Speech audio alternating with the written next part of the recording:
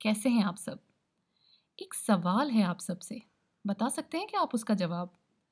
तो मेरा सवाल ये है कि ऐसी कौन-सी चीज़ है जिसके पीछे हम जितना भागते हैं, जितना तेज़ भागते हैं, वो हमसे उतना ही और दूर होती जाती है? बता पाएँगे आप? चलिए मैं ही बताती हूँ। तो वो चीज़ है लाइफ़ विदाउट एनी प्रॉब्लम। और ऐसा ही कुछ होता है आनंद के साथ में। आनंद जो कि राजस्थान के एक गाँव में रहता है। उसकी एक बड़ी-सी दुकान होती है, छोटा-सा परिवार होता है, पर इतना सबके होते हुए भी आनंद खुश नहीं रहता। कुछ ना कुछ प्रॉब्लम्स आते रहते हैं, जिसके बारे में सोच-सोच कर आनंद हमेशा परेशान रहता है, टेंशन में रहता है।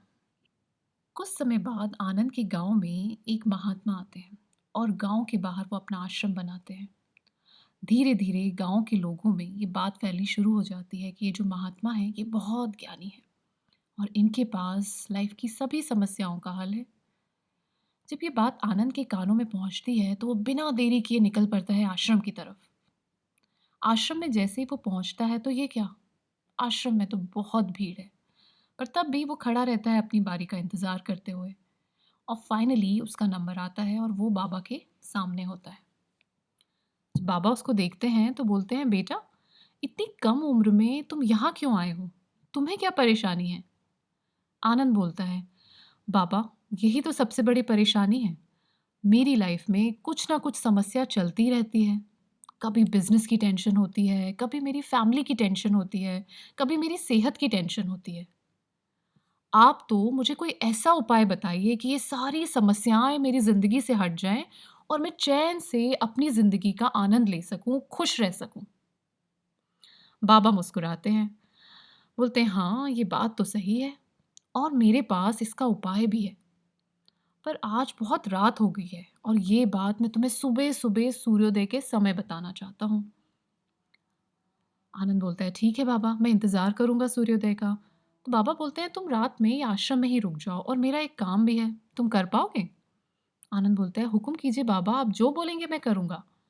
बाबा बोलते हैं कि मेरे पास ऊँटों का काफ़िला है और उनकी देखभाल करने वाला बीमार पड़ गया है। क्या आज रात के लिए तुम मेरे ऊँटों की देखभाल कर सकते हो? आनंद खुशी-खुशी तैयार हो जाता है। बाबा बोलते हैं, पर एक चीज़ का ध्यान रखना, जब तक सारे ऊँट बैठ ना जाएँ, तब तक सोना नहीं।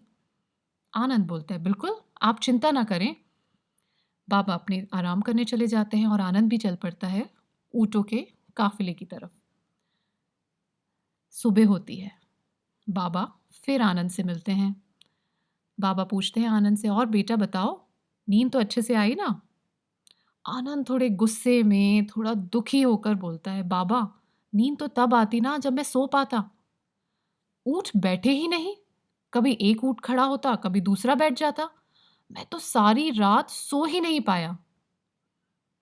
बाबा ने बोला, अच्छा, थोड़ा विस्तार से बताओ, हुआ क्या? तो आनंद बोला कि बाबा, जब मैं गया काफिले की तरफ तो कुछ ऊँट तो अपने आप बैठ गए थे। कुछ ऊँटों को मैंने थोड़ी कोशिश कर कर बिठा दिया, पर जो कुछ ऊँट थे ना, वो बैठे ही नहीं। एक ऊँट बैठता और दूसरा खड़ा हो जाता। रात भर यही चलता रहा और वो कुछ ऊँट जो बैठे नहीं, उनकी वजह से मैं एक क्षण के लिए भी सो नहीं पाया। बाबा अपनी रहस्यमयी मुस्कान से मुस्कुराए और बोले, बेटा मिल गया तुम्हें अपनी समस्या का हल? आनंद 2 पल के लिए चकित रह गया।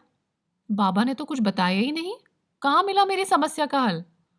बाबा बोले, बेटा यही तो हमारी ज़िंदगी में होता है। हमारी ज़िंदगी में जब समस्याएँ आती हैं तो कुछ समस्याएँ ऐसी होती हैं, कुछ प्रॉब्लम्स ऐसी होती हैं जो अपने आप ठीक हो जाती हैं, अपने आप चली जाती हैं। कुछ प्रॉब्लम्स को, कुछ समस्याओं को हम अपनी कोशिशों से, अपनी प्रयास से अपनी ज़िंदगी से दूर कर देते हैं।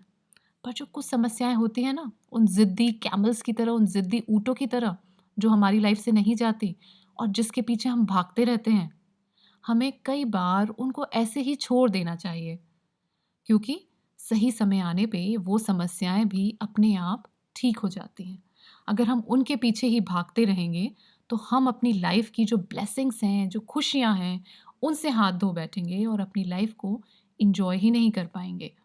तो दोस्तों, ये परेशानियाँ, खुशियाँ, गम ही तो होते हैं जो हमारी लाइफ को अलग-सा टेस्ट दे के जाते हैं, अलग-अलग जायका देते हैं।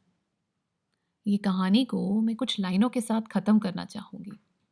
ऐ ज़िंदगी, तुझे खुशियों की मिठाई खा के जिया तो क्या जिया, मज़ा तो तब आया जब तुझे परेशानियों के नमक के साथ जिया। तो दोस्तों, इसी के साथ आज की कहानी यहीं ख़त्म करती हूँ। फिर मिलेंगे हम अगली बार एक नए किस्से के साथ में, एक नई कहानी के साथ में। अगर आपको मेरी ये बातें पसंद आती हैं, मेरी ये कहानियाँ आपकी लाइफ में एक नया रंग दे के जाती हैं, तो प्लीज़ सब्सक्राइब माय चैनल ताकि हमेशा आप वेलबींग टॉक्स के साथ बने रहें। फिर मिलेंगे, तब तक के लिए टेक केयर।